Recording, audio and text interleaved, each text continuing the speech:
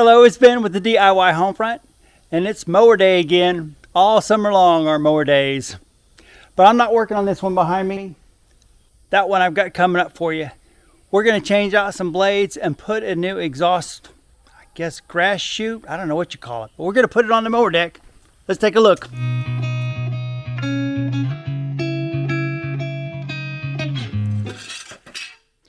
I totally destroyed my last one, and I do it pretty regularly.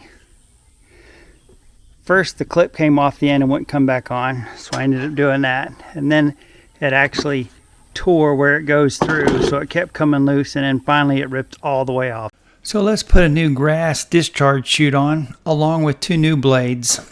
While using the jack to lift up the mower deck to replace the blades, I noticed that this piece was bent, and we'll have to try to fix that so the deck can discharge the grass.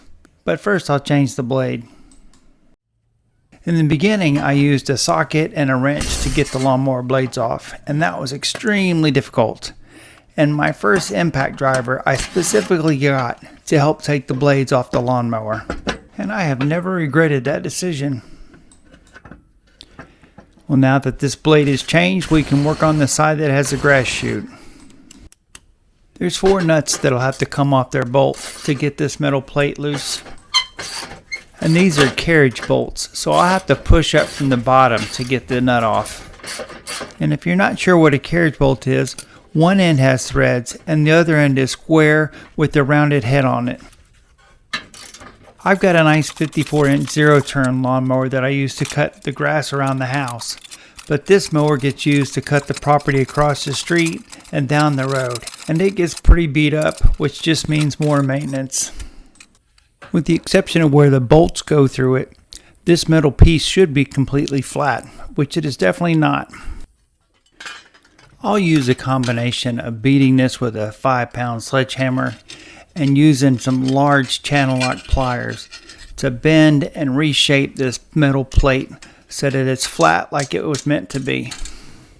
And then we can bolt it back to the bottom of the deck. I have actually had to order a new one and replace this metal plate in the past. I don't know what I hit, but it got bent up and one of the lawnmower blades caught it and just mangled the metal. There's a star where the blade mounts to. So when you're putting the blade up, you need to make sure you get it in the star before you tighten the bolt down all the way. And don't go crazy using an impact driver to tighten up the bolt. It's not that hard to shear these bolts off. Alright, we're getting close to the end now. I need to remove this threaded rod before I attach the grass chute. And just a quick reminder, don't forget to subscribe to my channel. You never know what the next video might be about. And you can go ahead and give it a thumbs up or like if you want to. So the plastic grass chute and the metal spring will go over that tab with the 2 holes in it. And then you slide the metal pin in through those 2 holes and through the grass chute. It should look something like this.